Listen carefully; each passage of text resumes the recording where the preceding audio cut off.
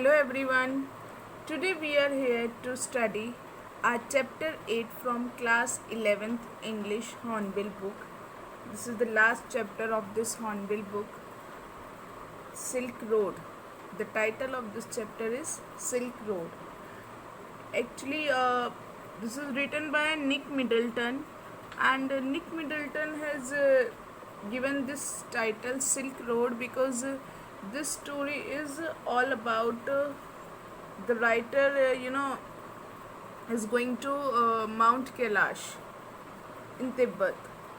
Then his journey, towards to Mount Kailash, he crosses that Silk Road. Silk road basically east and south Asia की तरफ है, जैसे ये from China to Turkey जाता है. ठीक है, यहाँ पर पहले बहुत ज़्यादा ऐसा हुआ करता था कि चाइना से ह्यूज क्वांटिटी में सिल्क जो है एक्सपोर्ट हुआ करता था टर्की में. तो उसी रोड से ही हुआ करता था और यही रीज़न है कि उस रोड को सिल्क रोड नाम दिया गया था. तो ऐसा पहले बहुत ज़्यादा होता था, अब तो खैर नहीं है वो चीज़. तो राइटर जो हैं वो माउंट कैलाश जा रहे हैं, तो वो भी उस रोड के उस रोड को क्रॉस करते हैं. तो उनका वहाँ पर जाने का क्या एक्सपीरियंस रहता है और क्या क्या चीज़ें वो फेस करते हैं, वो सब आपसे इस चैप्टर में डिस्कस किया गया है. Let's begin this chapter. A flawless half moon floated in a perfect blue sky on the morning we said our goodbyes. अब राइटर कह रहे हैं फ्लॉलेस. फ्लॉलेस मीन्स होता है जिसमें कोई भी फ्लॉ नहीं हो, कोई भी नुक्स नहीं हो. हाफ मून फ्लोट कर रहा था, मतलब ब्लू स्काई में. जब बिल्कुल अर्ली मॉर्निंग का टाइम होता है तो भी हम कई बार स्काई में हमें मून दिखाई देता है, राइट. तो कह रहे हैं कि अर्ली मॉर्निंग में जब हमें नीले आकाश में हाफ मून दिख रहा था, बहुत ही सुंदर सा, जिसमें कोई कमी नहीं थी, इतना सुंदर सा. और हाफ मून था, वो फुल हाफ मून था, कह सकते हैं. जैसे आपको भी पता है मून जो है वो बढ़ता और घटता रहता है, तो वो फुल हाफ मून ही था, उसमें कोई कमी नहीं थी, वो एग्जैक्ट हाफ था. तो वो हाफ मून जो था मॉर्निंग में उन्हें दिखाई दिया, तब उन्होंने गुड बाय कहा. Extended banks of cloud like long French loaves glowed pink as the sun emerged to splash the distant mountain tops with a rose tinted blush. अब वो कह रहे हैं कि आसमान में जो बैंक्स ऑफ क्लाउड्स, एक्सटेंडेड बड़े हुए, क्लाउड्स बैंक किनारा. अब देखिए सुबह सुबह की जो रोशनी होती है उससे देखिए क्या बताया है. Extended banks of cloud like long French loaves. French loaves होते हैं जिसे हम ब्रेड खाते हैं, तो ब्रेड की आपने देखा है कि स्लाइसेस होती हैं, राइट. एक पूरे आपको लॉन्ग पीस मिलता है, फ्रेंच लोव्स उसे कहते हैं कि जिनकी स्लाइसेस नहीं होती है, वो पूरा एक गोल ब्रेड होता है, वो फ्रेंच लोव्स है. और वो क्या होता है, जब वो बेक को क्या आता है, वो थोड़ा सा पिंकिश सा होता है. तो वो कहते हैं कि आसमान में ऐसी as the sun emerge to splash the distant mountain tops. अब देखिए वो कह रहे हैं कि देखिए बादलों के पीछे जो सन निकल के आ रहा है, तो उससे जो रोशनी हो रही है क्लाउड्स में कैसी लग रही है, फ्रेंच लॉव की तरह पिंक से चमक रहे हैं.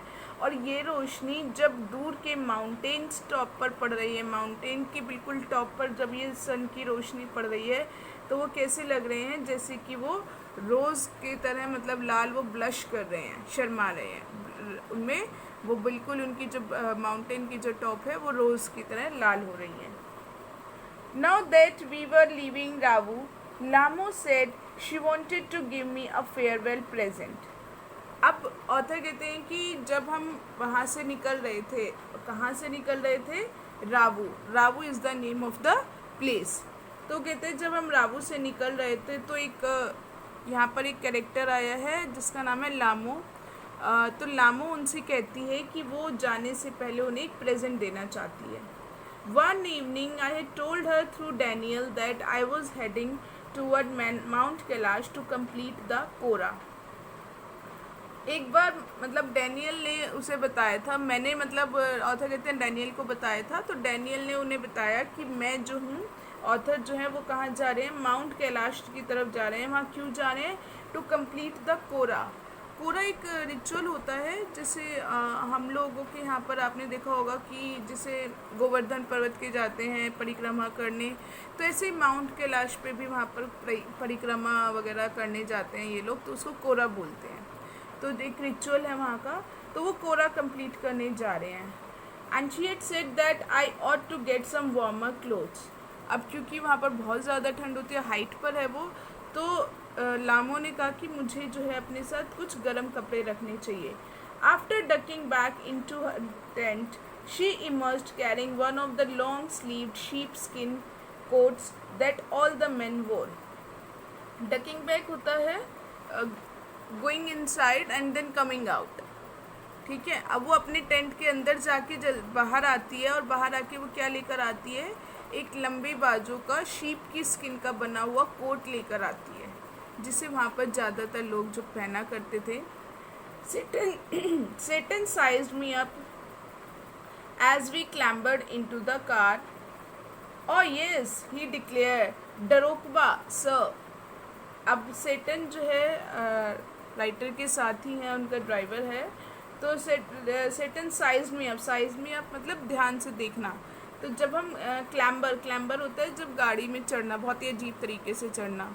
तो जब हम कार में चढ़ रहे थे बिल्कुल अजीब तरीके से, सेटन ने मुझे देखा। अब क्योंकि राइटर ने बड़ा सा कोट पहना हुआ था, तो उसको संभालते हुए कार में जब चढ़ रहे थे, तो कहते बहुत ही अजीब तरीके से हम चढ़ रहे थे। तो कहते हैं सेटन ने तब मुझे जो है क्या बोला, ओहो ये तो डरोकबा लग रहे हैं। डरोकबा क्या है? डरोकबा शेफर्ड होते हैं, शेफर्ड जो शीप वगैरह वहाँ पे लेके जाते हैं, उनका ध्यान रखते हैं। तो क्योंकि वो ड्रेस बिल्कुल वैसे ही लग रही थी, तो सेटन ने मुझे बोला डरोकबा, मतलब डरोकबा लग रहे हो आप। We took a short cut to get off the Changtang. अब आगे इसमें राइटर कह रहे हैं कि हम लोगों ने चैंटैंग जो है, ये भी एक तरह से आप कह लीजिए तिब्बत प्लेटो का एक पार्ट है, जगह का नाम है। तो कहते हैं कि हमने चैंटैंग के लिए मतलब हमने एक शॉर्टकट लिया। Seton knew a route that would take us south west. Seton एक रास्ता जानता था जो कि हमें साउथ वेस्ट में ले जाता है, almost directly toward mount Kailash, जो कि बिल्कुल कहा जाता है माउंट कैलाश की तरफ। It involves crossing severally fairly high mountain passes, he said, but no problem sir, he assured us, if there is no snow. अब वो कहते हैं जो रास्ता उसे पता था, वहाँ से हमें बहुत बड़े बड़े माउंटेन के जो थे रास्तों से गुजरना था, लेकिन उसने कहा कोई दिक्कत नहीं होगी। उसने हमें एश्योर किया कि अगर वहाँ पर बर्फ़ नहीं हुई तो हमें कोई परेशानी नहीं होगी, क्योंकि वहाँ पर बहुत ज़्यादा बर्फ़ पड़ती थी, तो उन्हें लगा कि वहाँ पर कहीं बर्फ़ जमी ना मिले हमें। तो कह रहे अगर वो ना हो तो कोई परेशानी नहीं होगी।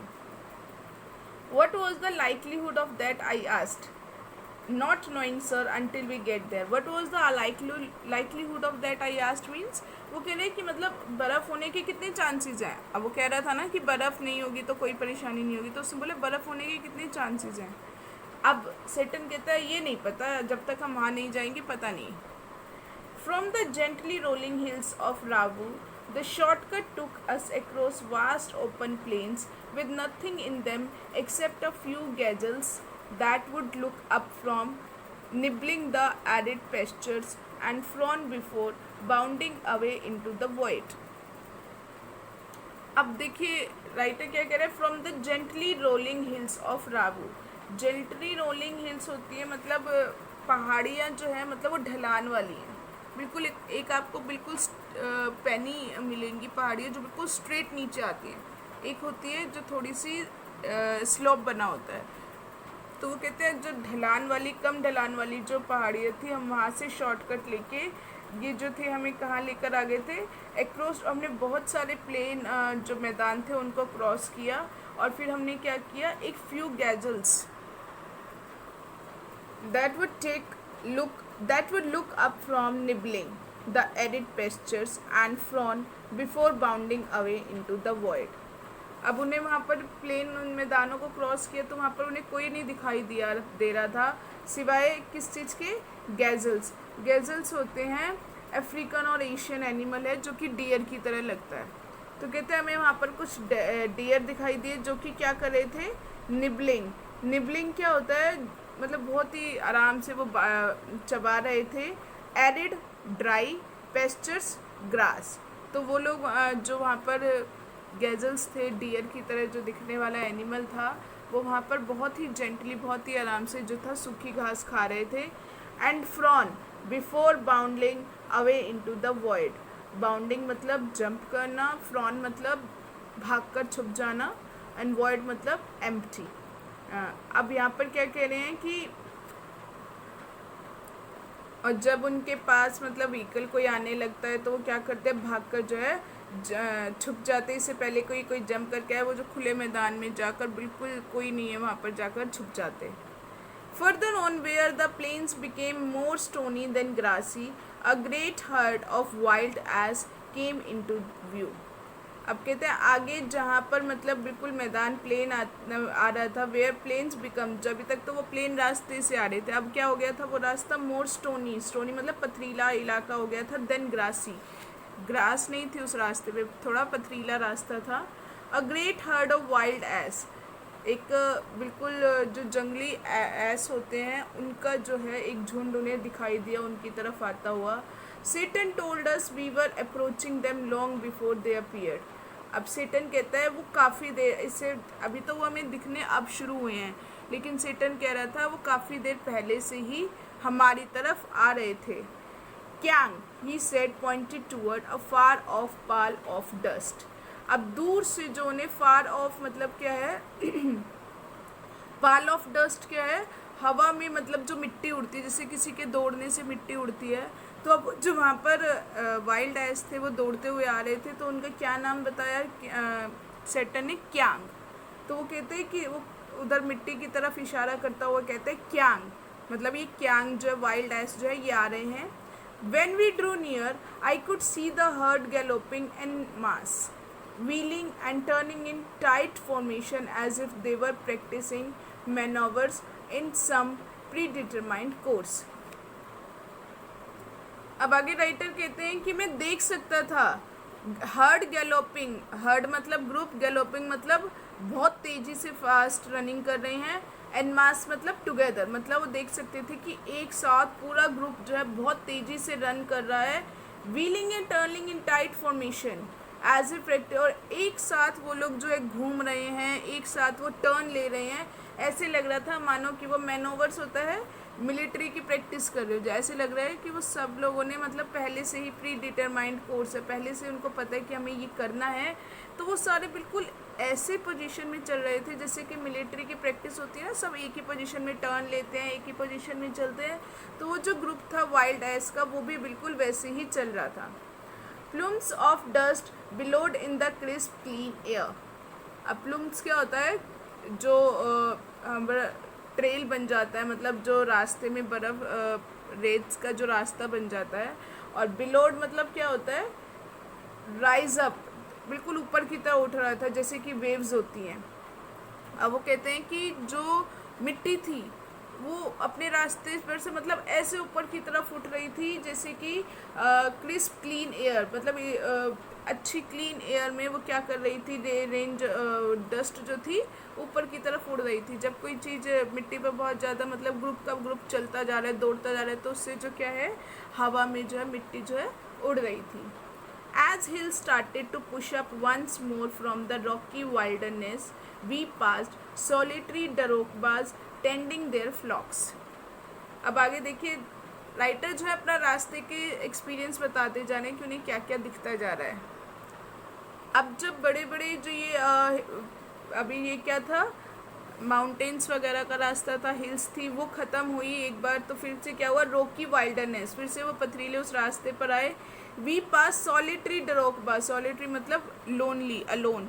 तो राइटर कहते हैं हमने डरोकबाज जो शेफर्ड थे वहाँ पर फ्लॉक्स मतलब ग्रुप में जो वहाँ पर रहते थे उनके एरिया को क्रॉस किया।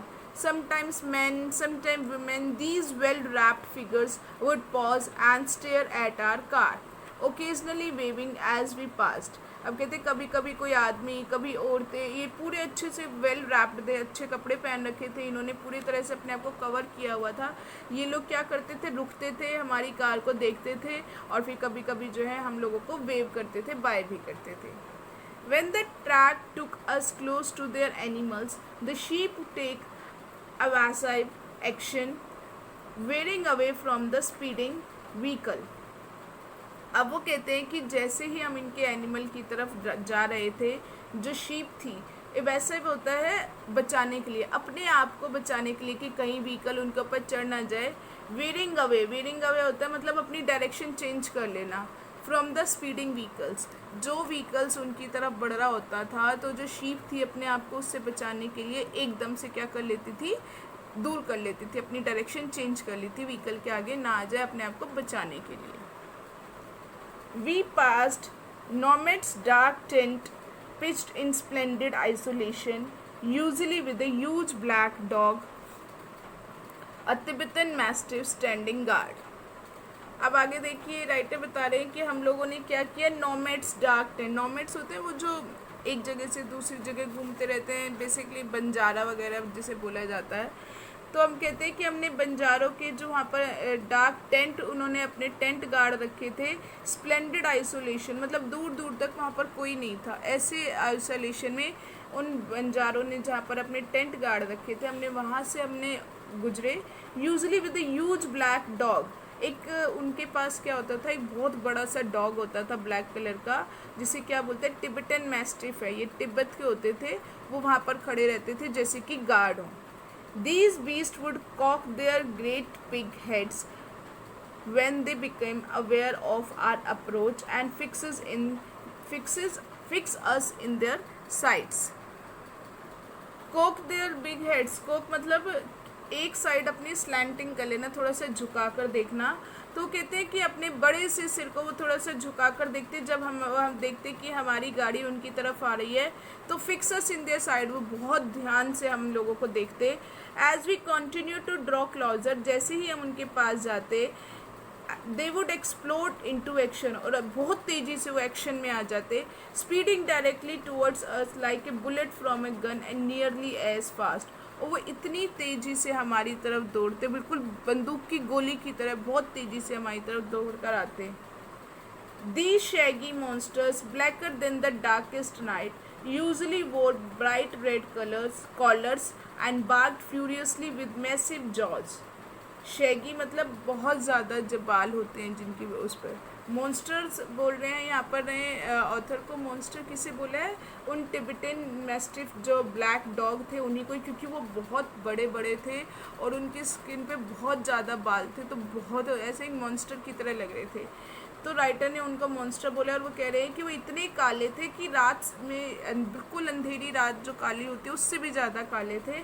और यूजली वहाँ पर सब डॉग्स ने क्या कर रखा था, रेड कलर के कॉलर पहना हुआ था, और वो इतने फ्यूरियसली मतलब इतने खतरनाक तरीके से भाग कर रहे थे, भोग रहे थे, और इनके जो जॉज थे बहुत बड़े बड़े थे, इसी वजह से जो है राइटर ने उन्हें मॉन्स्टर का नाम दिया। They were completely fearless of our vehicle, उन्हें बिल्कुल भी डर नहीं लग रहा था हमारे व्हीकल से। Shooting straight into our path, और बिल्कुल स्ट्रेट हमारे रास्ते में आ रहे। Causing Tsetan to brake and swerve, जिसकी वजह से सेटन को अचानक से क्या लगा ना, ब्रेक लगानी पड़ी। उस स्वर्व होता है एकदम से, जैसे होता है ना डायरेक्शन चेंज कर लेना, टर्न मोड़ लेना, तो उन्होंने सेटन को एकदम से ब्रेक लगा के अपनी जो डायरेक्शन चेंज करनी पड़ी। The dog would make us chase for 100 meters or so before easing off. Dogs ने हमारा पीछा मतलब 100 मीटर तक किया, और तब उसके बाद क्या, ईजिंग ऑफ मतलब धीरे हो गए थे वो लोग। Having scene us of the property, और जब हमने उनकी जगह को छोड़ दिया तो ऐसे लग रहा था कि उन्होंने भी हमारा पीछा करना छोड़ दिया था। It was not difficult to understand why ferocious Tibetan Mastiff became popular in China's imperial courts as hunting dogs, brought along the Silk Road in ancient time as tribute from Tibet. अब कहते हैं अब हमें समझ में आ रहा था, इतना मुश्किल नहीं हो रहा था कि ये इतने ख़तरनाक जो टिबेटन मैस्टिफ हैं, ये चाइना के रॉयल कोर्ट्स में, राजघरानों में एक हंटिंग डॉग की तरह क्यों पॉपुलर हो गए थे। अब राइटर ने देख लिया था कि वो इतने खतरनाक है और इतने बड़े हैं, बहुत फिजिक उनकी बहुत स्ट्रॉन्ग और बहुत बड़े थे। कहते अब समझ आ रहा था कि चाइना में जो है लोग इसे हंटिंग डॉग की तरह क्यों रखते थे, और उन्हें सिल्क रोड से बहुत पुराने टाइम में क्यों लेके आया जाता था तिब्बत से एज ए ट्रिब्यूट। अब उन्हें सारा मतलब समझ आ रहा था। By now we could see snow capped mountains gathering on the horizon. Horizon क्या होता है, एक लाइन होती है जहाँ पर हमें मतलब दिखता है कि जो सन है वो राइज कर रहा है, तो जहाँ से हमें सन निकलता हुआ दिखता है उसे हम होराइजन कहते हैं। तो कहते हैं राइटर कहते हैं कि अब हम जो है बहुत बड़ी बड़ी माउंटेन जिनके ऊपर स्नो कैप, जिनके ऊपर जो है बर्फ़ जमी हुई है, उन्हें हम देख सकते थे सनराइज होने पर। We entered a valley where the river was wide and mostly clogged with ice, brilliant white and glinting in the sunshine. कहते हम एक ऐसी वैली में पहुंच गए जहाँ पर बहुत चौड़ी बहुत बड़ी नदी थी, और वो ज़्यादातर किससे भरी हुई थी, क्लोज्ड मतलब भरी हुई थी किससे, बर्फ़ से पूरी ढकी हुई थी, बिल्कुल सफ़ेद थी, और जो कि सनशाइन में और भी ज़्यादा ग्लिंट कर रही थी, शाइन कर रही थी। The trail hugged it's bank twisting with the meanders as we gradually gained height and the valley sides closed in। अब मेंडर्स देखिए यहाँ पर है ट्रेल हग्ड, ट्रेल मतलब जो वो रास्ता है, हग्ड मतलब टर्न लेता जाए, जैसे जैसे हम टर्न ले रहे थे वो जो रिवर है उसका किनारा भी जो था हमारी साथ टर्न ले रहा था, मतलब वो जो रिवर थी वो भी जिगजैग पोजीशन में थी और ट्विस्टिंग मुड़ रही थी हमारे साथ विद द मेंडर्स, जैसे कि मेंडर्स होता है घुमावदार रास्ते पर हम जब बढ़ रहे थे, जो हम टर्न लेते जा रहे थे, वैसे जो थी वो नदी भी हमारे साथ टर्न लेती जा रही थी। और जैसे हम हाइट पर पहुंच रहे थे वो नदी वैली जो थी क्या हो गई, क्लोज्ड इन, मतलब वो भी जो थी छोटी होती जा रही थी। The turns became sharper and ride bumpier. अब उनका जो रास्ता था वो जो टर्न ले रहे थे बिल्कुल शार्प टर्न ले रहे थे, मतलब शार्प टर्न एकदम से आगे से टर्न आ जाता था, उन्हें मोड़ना, वो टर्न लेते थे बिल्कुल, मतलब आगे उनको ये नहीं पता होता था कि आगे कोई और व्हीकल है, टर्न लेंगे तो एक्सीडेंट हो सकता है। जहाँ पर बहुत ऐसे टर्न्स होते हैं उनको शार्प टर्न्स कहते हैं, जहाँ पर हमें पता नहीं चलता कि आगे कौन सा व्हीकल आ रहा है। राइट बम्पियर और ऊबड़ खाबड़ रास्तों से मतलब उनका जो रास्ता था। Seton now in third gear as we continue to climb. अब सेटन पहले तो हाइट में चला रहा था, कहते हैं कि अब जैसे ही हम ऊपर चढ़ने लगे तो सेटन ने गाड़ी का थर्ड गियर लगा लिया। The track moved away from the icy river, labouring through steeper slopes that sported big rocks daubed with patches of bright orange lichen. अब आगे वो क्या कहते हैं, द ट्रैक मूव्ड अवे। अब जो आइसी रिवर, ठंड बर्फ़ वाली जो रिवर थी, अब रास्ता जो है उससे थोड़ा सा दूर होता है।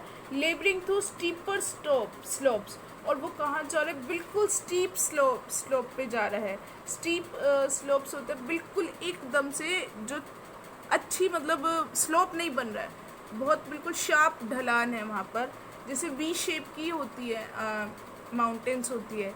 वी शेप की माउंटेन में आप ऊपर जाते हैं और एक पॉइंट से बिल्कुल नीचे आ जाते हैं, तो ऐसी ढलान थी। एक यू शेप की जो होती है थोड़ी सी ढलान जिसमें से स्लोप कम होता है, तो that is called U shape. ये जो वी शेप की होती है वो बिल्कुल उनके जो स्लोप्स होते हैं बहुत ही स्टीपर होते हैं। और वो जो स्पॉटेड बिग रॉक्स, डॉप्ड मतलब होता है पेंटेड विद पैचेस, वो इतने मतलब वहाँ पर जो क्या थी, जो बड़े बड़े रॉक्स थी, पहाड़ियाँ थी, उनके ऊपर ऑरेंज लिचन होते हैं, एक छोटे छोटे से पौधे ही कह लीजिए जो कि चिपक जाते हैं, मतलब चिपके हुए से होते हैं। तो वो कहते हैं कि लिचन जो है उनके ऊपर जो बड़े बड़े जो पहाड़ थे उनके ऊपर ऑरेंज से कलर का लिचन जो है चिपका हुआ दिख रहा था। Beneath the rocks, hunks of snow clung on in the near permanent shade। अब वो कहते हैं रॉक्स, पहाड़ों के नीचे, हंक्स ऑफ स्नो मतलब जो बड़े बड़े स्नो के जो बर्फ़ के जो पीस थे ऐसे लटके, क्लंग मतलब होता है लटके होना, तो वो जो है नीचे की तरफ ऐसे लटके हुए थे, जैसे कि मानो वहाँ पे परमानेंटली वहीं रहते हैं, मतलब ये हमेशा ही वहाँ पर जो बर्फ़ जो है लटकी रहती है। I felt the pressure building up in my ears, held my nose, snorted and cleared them। अब क्योंकि वो हाइट पर जा रहे थे तो राइटर कहते हैं कि मुझे जैसे हम ऊंचाई पर जाते हैं तो लगता है ना कि जो हमारे ईयर्स हैं उनमें कुछ प्रेशर से बनने लग जाता है। तो कहते हैं कि मैंने महसूस किया कि मेरे कानों में कुछ प्रेशर सा बन रहा है। हेल्ड माई नोज़, मैंने अपनी जो है नाक को दबाया। स्नोटेड एंड क्लियर दैम, और फिर मैंने नाक से सांस ली और क्लियर किया उसे। We struggled round another tight bend and Tsetan stopped. कहते हैं फिर उसके बाद जो है हमने एक और टाइट मोड़ लिया, एक और मोड़ लिया और सेटन वहाँ पर रुक गया। He had opened his door and jumped out of his seat before I realised what was going on.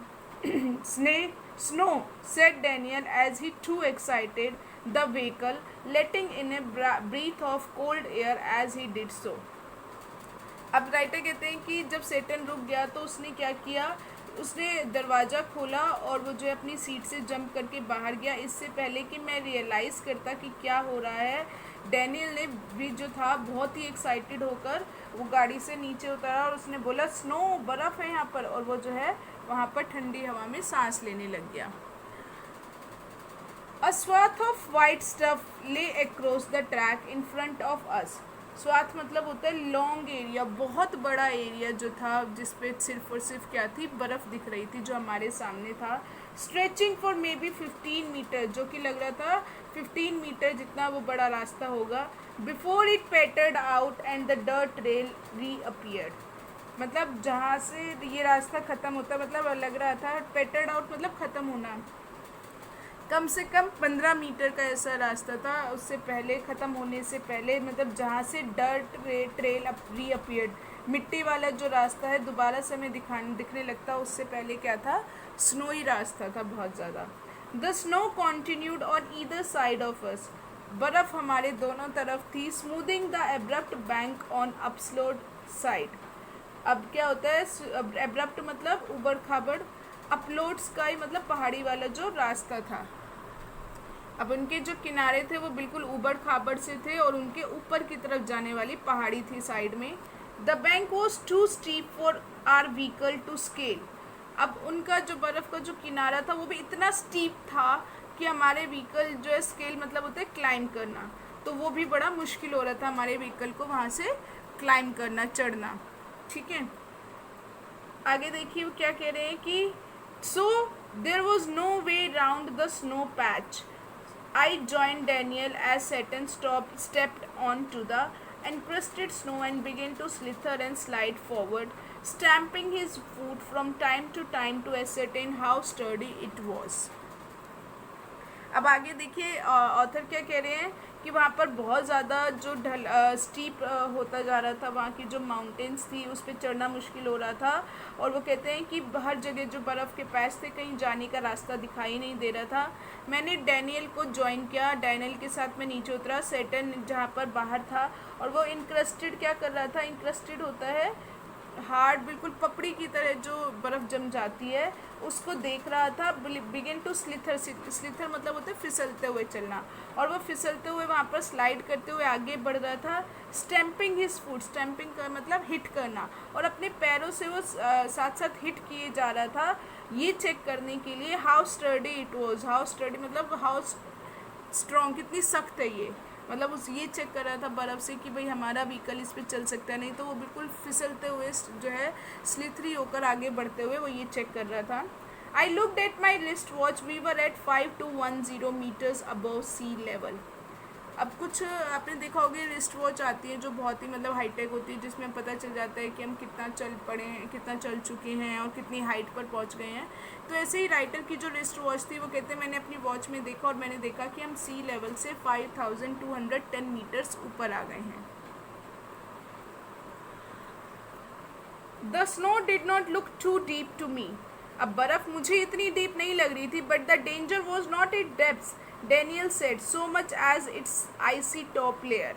अब डैनियल कहता है कि मतलब बर्फ़ से कोई ख़तरा नहीं है, बस ये है कि जो इसकी टॉप लेयर है वो हमें देखनी है। If we slip off the car could turn over, he suggested.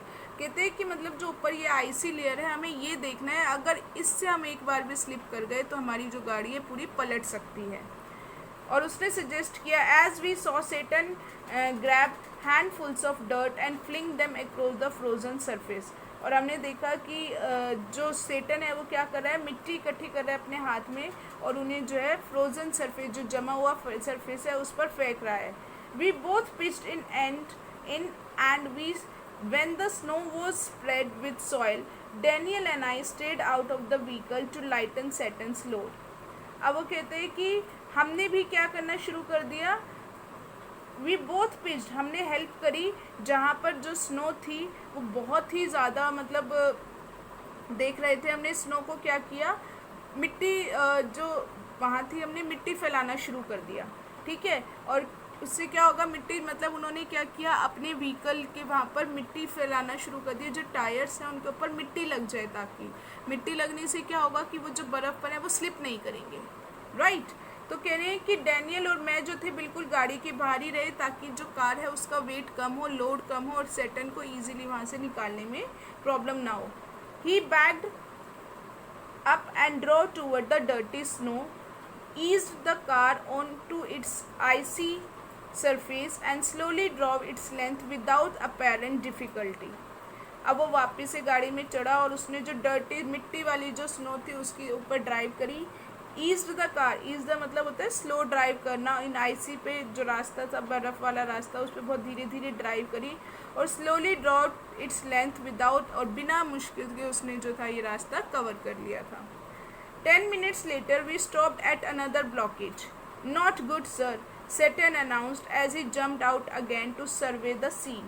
अब 10 मिनट बाद फिर से हम एक ब्लॉकेज पे रुक गए और इस बार सैटर्न ने बोला अच्छा नहीं हुआ, और वो जंप करके बाहर देखने लगा कि क्या सीन है. This time we decided to try and drive round the snow. इस बार हमने डिसाइड किया कि हम जो है बर्फ़ के उधर उसमें से ही अपना रास्ता बनाकर चलेंगे. The slope was steep and studded with major rocks, but somehow Saturn negotiated them, his four-wheel drive vehicle lurching from one obstacle to the next. अब वो कहते हैं कि स्लोप जो था बहुत स्टीप था और वो किससे, पत्थरों से स्टडेड था, भरा हुआ था, बट समहाउ जो सैटर्न था वो उसने मैनेज किया और वो वहाँ से निकल गया. उनका जो फोर व्हील का जो व्हीकल था वो क्या लग रहा था, ऐसे लग रहा था, लर्चिंग मतलब क्या होता है कि ऐसे लग रहा था झूलता हुआ चल रहा है, एक मुश्किल से दूसरी मुश्किल को क्रॉस करते हुए, जितने ऑब्स्टेकल्स आ रहे हैं उनको क्रॉस करते हुए ऐसे लगता है झूलता हुआ चल रहा था. In so doing he cut off one of the hairpin bend. Hairpin bend होता है बिल्कुल शार्प यू टर्न आता है, मतलब इतना शार्प है कि आप एकदम से टर्न करेंगे और आपके सामने कोई भी गाड़ी आ सकती है, आपको दिखेगा भी नहीं. तो उसने बहुत तेज जो हेयर पिन बेंड था, मतलब जो शार्प यू शेप का टर्न था, उसे लिया. Regaining the trail further up where the snow had not drifted. अब वहाँ पर जो था मिट्टी वाला ही रास्ता आ गया था, अब आगे ज़्यादा जो बर्फ़ नहीं थी. I check my watch again as we continue to climb in bright sunshine. अब राइटर कहते हैं मैंने फिर से अपनी वॉच देखी जब हम क्लाइम कर रहे थे, हमने अपनी इतनी धूप में हमने जो था क्लाइम करना शुरू किया. फिर से मैंने अपनी वॉच देखी. We crept past 5400 metres and my head began to throb horribly. अब कहते हैं हमने 54 मीटर की हाइट जो थी वो क्रॉस कर ली थी. अब मेरा जो सिर था मतलब वो थ्रॉप करने लग गया था, मतलब जैसे हेड में सेंसेशन से स्टार्ट हो जाती है, थोड़ा बहुत पेन स्टार्ट हो जाता है, तो वो होना शुरू हो गया था. जैसे जैसे राइटर हाइट पर पहुंचते जा रहे थे तो वो कह रहे हैं कि मतलब उनको पहले तो उनका नोज़ ब्लॉकेज होने लग गई, अब उनके सिर में दर्द होने लग गया था. I took gulps from my water bottle which is supposed to help a rapid ascent. Gulp होता है तेज पीना, थोड़ा सा साउंड निकालते हुए. तो कहते हैं कि मैंने अपनी वाटर बोतल में से पानी पिया जो कि हेल्प करता है, मतलब रैपिड एसेंट होता है. एसेंट मतलब होता है जब हम किसी स्टीप स्लोप पर चढ़ते हैं तो कहते हैं कि पानी अच्छा माना जाता है. ऐसे माना जाता है कि जब बहुत तेज़ी से हम लोग जो हैं हाइट पर चढ़ रहे होते हैं तो उसमें जो ये पानी जो है बहुत हेल्प करता है. We finally reach the top of the pass at 5515 metres. Pass मतलब क्या होता है, माउंटेन को क्रॉस करना. ठीक है, तो वो क्या कह रहे हैं कि हम जल्दी हम किस पे पहुंच गए थे, हमने 5515 मीटर की टॉप पर, वहाँ पर हमने पहुंच गए थे. It was marked by a large cairn of rocks festooned with white silk scarves and dragged prayer flags. अब जब वो उस पहाड़ी पर पहुंच गए तो राइटर क्या कहते हैं, इट वॉज मार्क्ड बाय, वो वहाँ पर बिल्कुल क्लियरली था, a large cairn of rocks मतलब पाइल ऑफ स्टोन, बहुत सारे पत्थर जो थे वहाँ पर रखे हुए थे। फेस्टून्ड, फेस्टून्ड होते हैं डेकोरेट करना, झालर लग रहे होते हैं जैसे, तो वहाँ पर वाइट स्कार्व्स थे जो वहाँ पर लटका रखे थे झालर की तरह, उनको उनको जो पत्थर थे, जो माउंटेन थी, उनको जो है वहाँ पर बड़े बड़े मतलब बहुत सारे स्टोन्स रखकर जो था वहाँ पर डेकोरेट कर रखा था। रैग्ड प्रेयर, रैग्ड मतलब होता है फटे हुए से, प्रेयर फ्लैग, जैसे प्रे करने जाते हैं हम, जब पूजा करने जाते हैं कई जगह पर झंडे चढ़ाए जाते हैं, है ना, तो वहाँ पर जो फटे हुए जो झंडे चढ़े हुए थे, मतलब प्रेयर वाले जो फ्लैग्स थे, वो लगा के जो क्या कर रखा था, डेकोरेट कर रखा था। We all took a turn round the cairn in a clockwise direction as in the tradition. अब कहते हैं कि हमने वहाँ से उन पत्थरों से जो था क्लॉकवाइज डायरेक्शन में हमने टर्न लिया, ऐसा कि वहाँ पर ट्रेडिशन है ये वहाँ का। And Tsetan check the tyres on his vehicle, और सेटन ने जो था वहाँ पर अपने व्हीकल के टायर चेक किए। He stopped at the petrol tank and partially unscrewed the top which emitted a loud hiss. अब राइटर कहते हैं कि वो जो एक पेट्रोल टैंक पर रुका, और पार्शली मतलब होता है थोड़ा सा, और उसने थोड़ा सा ही जो जहाँ से पेट्रोल भरवाते हैं वो टॉप जो है थोड़ा सा ही अनस्क्रू किया, मतलब खोला, जिसमें से एक बहुत तेज से हिस की आवाज़ आई। The lower atmospheric pressure was allowing the fuel to expand. अब क्योंकि वहाँ पर वो बिल्कुल हाइट पर चढ़ते जा रहे थे, तो जो हवा का वहाँ पे प्रेशर था वो कम हो रहा था, जिसकी वजह से फ्यूल जो था एक्सपेंड हो रहा था। It sounded dangerous to me, मुझे तो बहुत डर लगा, मतलब ऐसी आवाज़ सुन के। Maybe sir Tsetan laughed but no smoking. अब सेटन कहते हैं हाँ ठीक है, मतलब वो मजाक उड़ाते हुए कहते हैं कि हाँ ठीक है, मतलब आपको डर लग रहा है, लेकिन इतना खतरनाक भी नहीं है, और धुआं भी नहीं है इसमें। माई headache soon cleared as we carried down the other side of the pass. अब कैरियर डाउन क्या होता है, मूव विदाउट कंट्रोल। अब देखिए कैसे, मतलब जब वो घुमाते हुए जो है हाइट से नीचे उतर रहे थे, तो वो आप देखते हैं कि व्हीकल जो है उस पर हमारा कंट्रोल नहीं रह पाता, वो बहुत ही मतलब स्मूथली नीचे उतरता जाता है। तो कहते हैं जैसे हम वहाँ से नीचे उतर रहे थे, जो मेरा हेडेक था वो भी ठीक हो गया था। It was 2 o'clock by the time we stopped for lunch. कहते हैं अब 2 बजे के आसपास जो थे हम लोग जो था वहाँ पे लंच के लिए रुके। We ate hot noodles inside a long canvas tent, part of a work camp erected beside a dry salt lake. कहते हैं हमने वहाँ पर गरम हॉट नूडल्स मतलब हॉट नूडल्स खाए, जो कि लॉन्ग कैनवस के अंदर, और वो क्या था वहाँ पर, वो कैनवस टेंट कैसे लगे हुए थे, वहाँ पर कुछ काम चल रहा था, एक सूखी हुई सी नदी का लेक था, जो कि नमक का लेक था, तो वहाँ पर काम चल रहा था। तो जो वर्क कैंप था वो लगा हुआ था, वर्कर्स जो थे वहाँ पर टेंट लगा रखा था उन्होंने, तो कहते हैं कि हमने वहाँ पर हॉट नूडल्स खाए। अब देखिए, the plateau is pockmarked with salt flats and brackish lakes. अब प्लेटो होता है स्टेबल स्टेट होती है, आपको पता है, तो कहते हैं जो प्लेटो था वो पोकमार्क था। पोकमार्क मतलब डिसफिगर्ड होना किसी स्कार से, मतलब उस पर बहुत ज़्यादा निशान थे। Salt flats and brackish lakes, जो खारे पानी की झील थे उसके जो निशान थे उस पर पड़े हुए थे। Vestiges of Tethys ocean which bordered Tibet before the great continental collision that lifted it skyward. Vestiges होता है वो मतलब छोटे छोटे से पार्ट जो कि अब एग्जिस्ट नहीं करता। तो टीथी ओशियन का वो पार्ट जो कि अब टीथी ओशियन जब एग्जिस्ट नहीं करता, उसके छोटे छोटे से पार्ट जो थे वो वहाँ पर दिख रहे थे, जो कि क्या है तिब्बत में था। किससे पहले था, जबकि बहुत ये जो बहुत बड़ा कॉलिजन हुआ था, जिससे कि जो बड़े बड़े ये जो ओशियंस वगैरह थे वो क्या हो गए थे, ख़त्म हो गए थे। जैसे कि आपने देखो ये जो कॉन्टिनेंट्स वगैरह थे पहले एक साथ हुआ करते थे, तो अब वो कहते हैं कि ये जो है कॉलिजन होने के बाद ये जो है ऊपर की तरफ उठ गए थे। तो उस ओशियन के थोड़े बहुत वहाँ पर जो है वेस्टेजेस, थोड़े बहुत पार्ट जो है वहाँ पर उस प्लेटो पे दिखाई दे रहे थे। मतलब राइटर यहाँ पर बता रहे हैं कि वो नमक की झील के पास आ गए थे, जहाँ पर कि मतलब जो प्लेटो था जिसके ऊपर खारे पानी की जो झील थी जिसके ऊपर खारे पानी के निशान से पड़ गए थे। और वहाँ पर टीदी ओशन, जो कि किसी टाइम पर जो ग्रेट कॉन्टिनेंट जो था जब उनका टकराव हुआ था, तो उससे वो ये टीदी ओशन उस टाइम पे हुआ करता था, उस टाइम पे ये ऊपर की तरफ उठ गया था। अब जो है ये एग्जिस्ट नहीं करता, लेकिन इसके भी कुछ पार्ट जो है वहाँ पर दिखाई दे रहे थे। This one was a hive of activity, men with pickaxe and shovels strutting dock back and forth in their long sheepskin coat and salt encrusted boots. अब वो कह रहे हैं कि ये जो एरिया था हाइव ऑफ एक्टिविटी, मतलब हलचल थी वहाँ पर, कुछ ना कुछ हो रहा था। अभी तक तो वहाँ पर इनको बिल्कुल आइसोलेटेड एरिया में थे, लेकिन इस एरिया में वो कहते हैं हलचल दिख रही थी। आदमी जो थे पिकेक्सेस होते हैं, कुदाल लेकर और शोवल ट्रजिंग, उन्हें क्या कर रहे थे, जो वो है वहाँ पर आगे पीछे की तरफ घूम रहे थे उनको लेकर। और शीप स्किन उन्होंने कोट पहने हुए थे, और उनके जो बूट थे वो भी किससे, सॉल्ट इंक्रस्टेड से थे, नमक से भरे हुए थे। वो उनको वहाँ पर जो है नमक को इकट्ठा कर रहे थे।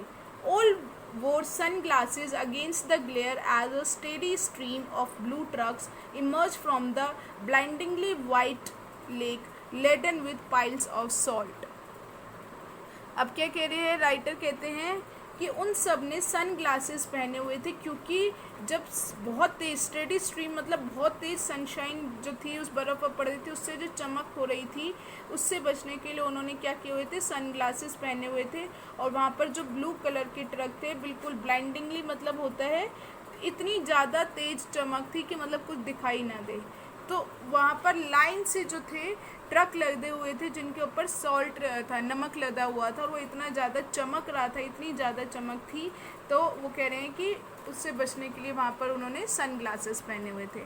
By late afternoon we had reach the small town of Hor, back on the main east west highway that followed the old trade route from Lhasa to Kashmir. अब कहते हैं दोपहर बीतने वाली थी, तब हम लोग जो एक छोटा सा एक टाउन था होर, वहाँ पर पहुँच गए थे, जो कि मेन ईस्ट वेस्ट हाईवे जो था, जो कि फॉलो करता था पुराने Lhasa is the capital of Tibet. तो लासा से कश्मीर का जो रास्ता था, उस रास्ते पर जहाँ पर पहले मतलब ट्रेड रूट हुआ करता था, जहाँ से माल जो था एक्सपोर्ट इंपोर्ट हुआ करता था, उस रास्ते पर वो लोग पहुँच गए थे। Daniel who was returning to Lhasa found a ride in a truck, so Saturn and I bade him farewell outside a tire repair shop. अब कहते हैं डैनियल जिसे कि लासा जाना था, उसे एक ट्रक में मिल गई थी लिफ्ट, तो सैटर्न और मैंने उसे जो है फेयरवेल बाय कर दिया था। और हम कहाँ पर थे, एक टायर रिपेयर की शॉप पर थे। We had suffered 2 punctured in the quick succession. अब कह रहे हैं कि हमने मतलब 2 पंचर लग गए थे एक के बाद एक, on the drive down from the salt lake. उस सॉल्ट लेक से, इस लेक से नीचे उतरते टाइम एक के बाद एक हमारे 2 पंचर लग गए थे टायर में। And Saturn was eager to have them fixed since they left him with no spares. अब सेटन को बहुत जल्दी लगी हुई थी कि उन्हें वो जो है ठीक करवा ले इससे पहले, क्योंकि उनके पास 2 वो टायर चेंज कर चुके थे, अब उनके पास कोई और एक्स्ट्रा नहीं था। तो कहते हैं सेटन बहुत जल्दी उन्हें जो है ठीक करवा लेना चाहता था। Beside the second tyre he had change had been replaced by one that was as smooth as my bald head. अब वो कहते हैं और इसके अलावा जो दूसरा टायर उसने चेंज किया था, जिससे वो चेंज किया था ना, वो टायर भी बहुत स्मूथ था। अब आपने देखा होगा टायर्स के ऊपर जो है क्रॉस बने होते हैं, जिगजैग वे के निशान बने होते हैं, वो उससे क्या होता है बहुत अच्छे चलते हैं। लेकिन जब उन टायर्स पे बहुत ज़्यादा जब वो चल जाते हैं व्हीकल, तो वो जो टायर है उनके ऊपर जो डिज़ाइंस बन रहे होते हैं वो ख़त्म हो जाते हैं। एक्चुअल में भी क्या हो जाता है, बिल्कुल स्मूथ हो जाते हैं। तो वो जो टायर्स हैं वो स्लिपरी हो सकते हैं और वो बहुत जल्दी और भी ज़्यादा उनकी कंडीशन जो है ख़राब हो सकती है, पंचर हो सकते हैं। तो राइटर कहते हैं जो बदला था, वो जिससे बदला था वो टायर बहुत स्मूथ था। कैसा स्मूथ था, जैसे कि जो राइटर हैं उनका जो हेड है, उनका हेड कैसे बाल्ड, मतलब ऐसा हेड जिस पे बाल नहीं होते, गंजा। तो जितना स्मूथ उनका हेड था उतना ही स्मूथ वो टायर था।